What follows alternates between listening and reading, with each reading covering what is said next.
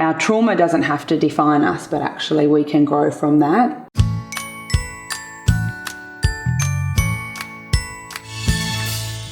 Welcome to A Cup of Tea with Bree, where I get to know some of the country's most amazing parents, incredible business people and inspiring characters. Now, today's guest is a behavioural specialist and the founder of the Phoenix Cup's approach to guiding behaviour, which has revolutionised how teachers and educators work with children's behaviour. So please welcome Sandi Phoenix. How are you? Good, thank you. And you? Great. And it's been really interesting learning all about your Phoenix Cups. And I've seen heaps of our readers doing your survey and learning all about that. But today's all about getting to know you a little bit more. Oh. It's not about I don't know how I feel about that. Yeah. Digging deep into who you are and why you're on this journey. So let's start at the beginning. Tell me about your childhood. Okay, so I spent a lot of my childhood in the Blue Mountains. Nice. Yeah, and we backed onto bushland, and we were encouraged to be in it and play in it. And Mum was a family daycare educator, so there was always children around. And I think I was an assistant educator since I was about 3 years old, and helping her out with that kind of stuff. But my brother and I spent countless hours every day in the bush. So there it was. Most of it was freedom. And then when I was 12, we moved to the bayside of Brisbane, where the bush turned to the beach, and I spent a lot of time on Stradbroke Island. So, oh, wow. Yeah, lots and lots of freedom cup filling for me. Oh, nice. What a great childhood. Yeah. So what did you want to be then when you grew up? I was determined I was going to be an artist. Another typical freedom cup filling thing. My dominant cup is a mastery cup, but I also have a very big freedom cup. I have a lot of big cups. You might have guessed I'm pretty needy already.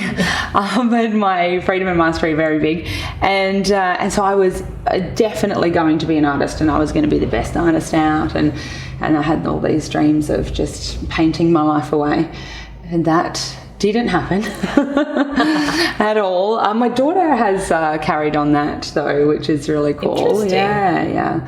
So, but yeah, when I was 17, there was some rocky stuff going on in my family, and my parents had split a couple of years ago, and Mum, being the excellent mum she is, had taken me off to counselling and all sorts of things, and I was like, these counselling people are quite interesting.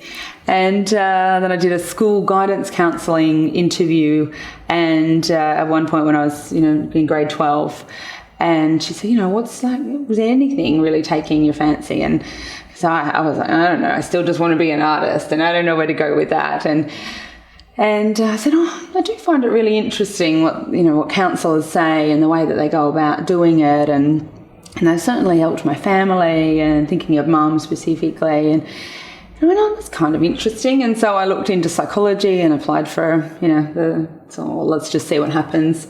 And got into Bachelor of Psychological Science and fell in love with it and never left, really. That rest is history. Yeah, absolutely. Worked as an educator while I was studying. And then so never left either of those things, really. Still work in education and care, and still love and breathe psychology. That's amazing. So tell me then, what's something that most people don't know about you? Yeah, I saw that question. Oh, well, then they're going to know, aren't they? We're going to share it now. I think that I'm very open about a lot of things, and I think on the most part, people know a lot about me. But there was a moment in my life where I didn't talk about it a lot. That happened about 10 years ago that kind of sparked Phoenix, as it were. And I've written about it in the new book. So it is now out for the first time ever. And so people who've known me for years professionally didn't know the story, and now it's there. So that's just been this year and in the last few months, and there's just been people reading and discovering it now. So a lot of your readers won't know, or a lot of your viewers won't know, but so I'll go with that one since it's already out of the bag. But in 2009, my house burnt down in the middle of the night, and fortunately my children and I was able to get them out, very, very close to not being able to get them out, and it was monumentally life-shifting, and went through quite a few years of challenging stuff that just kept, when one thing happens and then the next thing happens and you think, well, it can't get worse. And then something else happens and you go, wow, this is really hard. And then on the back of that, things started to really lift up, and I discovered the term post-traumatic growth, which I think is just such a beautiful term, and it's definitely something that happened for me, but it didn't happen straight away. So the story around the fire that I've now written into the Phoenix Cups novel, it was something that I didn't want to define my life or my children's life or be a part of our story. So I didn't talk about it. So, I speak at conferences with 1,000 people in it, and I didn't mention it. I didn't talk about that. But I'd often thought, one day I want to share that story about how our trauma doesn't have to define us, but actually we can grow from that.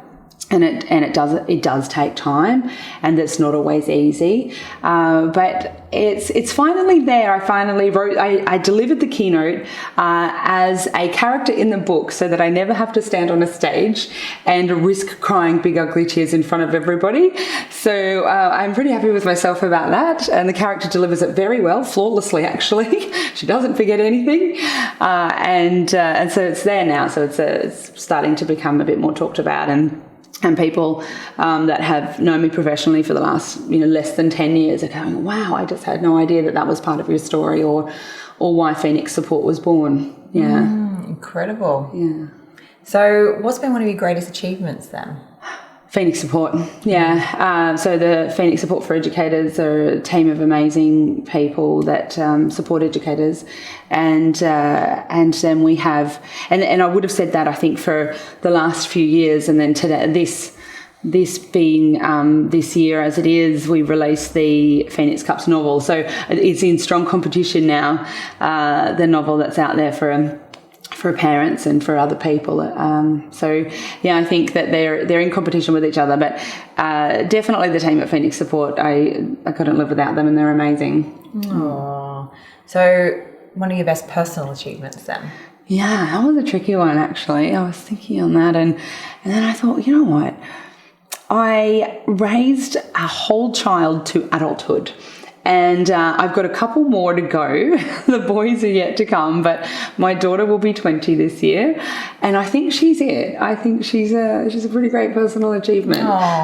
She's a kind human, and that's that's all you can ask for, really, isn't it? Absolutely, as parents. Yeah. So, if you could have dinner with 3 people, who would they be and why? Oh yeah, my favourite question. Right, I'm still thinking on the third. Okay,